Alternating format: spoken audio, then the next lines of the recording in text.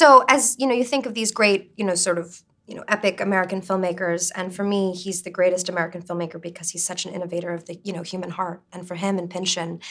sort of like, is this like counterculture, like, poetic voice of, Americana myth. And for what Paul explores in his films, I just thought it was one of the best pairings I'd ever thought, heard of. So I was just sort of, chomping at the bit to be involved. I play Hope Harlingen, and she basically kind of starts the film off because her husband has gone missing, Coy, who's this surf sax player. And I call up, Dr. Sportello to help me,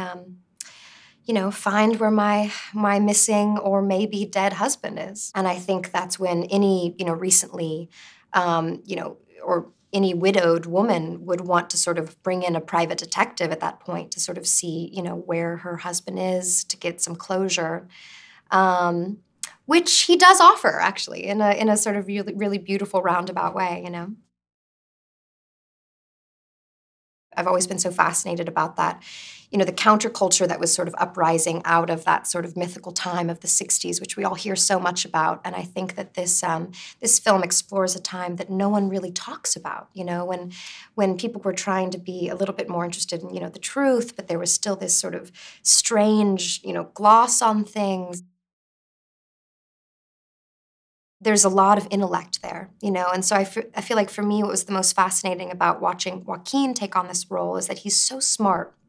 and he's so, he's just got this like massive,